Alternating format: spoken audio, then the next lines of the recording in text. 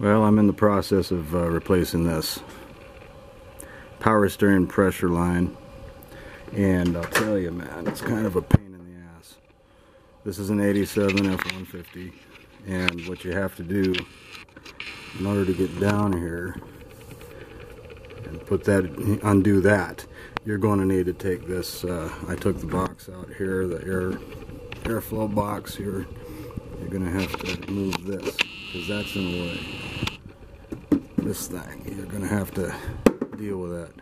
So get that out of the way first. You get over here, I remove this line here. It goes from here down into the area here where the filter, well, it's over there. So you are definitely going to need, let's see, what do we got here? Sets like this, maybe better ones, but this is all I've got. You're going to need the flare nut. I don't know if you can see what that is. Flare nut set, I've got metric and SAE, so I definitely needed that because they're open-ended there, so you can get around the line. Okay, and it's a real bitch. As you get down in here, right on that, and you gotta get that wrench at an angle this way and bend really weird, and then try to have enough torque to loosen that.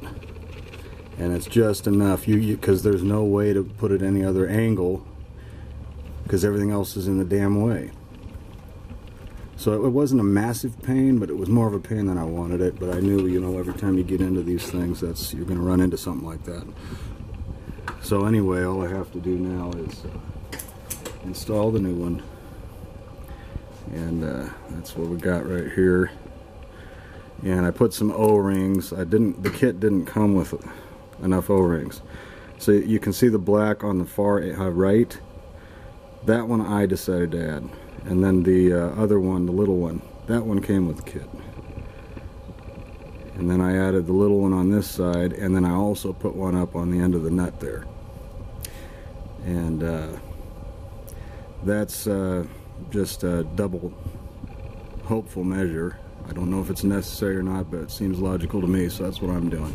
So I'm going to be putting this back in just the way it came out. And I'll tell you, this part right here, see that, where you have to undo that and unscrew it from that piece. If yours is really tight and it's some weird non-standard size, I don't know, I don't have the exact size, so there's some slippage, don't screw with that. Just get the bigger one. You're less likely to strip and damage this large one. Just get, even if you have to get one of these, you know, just a regular wrench. Get in here and just remove this son of a bitch after you've taken the bottom out, or loosen it up. You can get that out of there, and then you can put this. I just stuck that nut on a vise, and then I just cranked on this to get this off again and put it back on here. And when I put it back on, I just hand tightened it, and I used you know, something along these lines, this next size up. So maybe that'll help somebody that's trying to do this, because I had a leak, and when you do it, it's going to be a little messy. You see, we got a little thing going on. I should put more cardboard down, but that's all right. I'll clean that up. So maybe this will help somebody. I'm not going to go ahead and film me putting it back. You can kind of see what I need to do, and what you need to do if you're fixing to do this. And then just put all the other stuff back.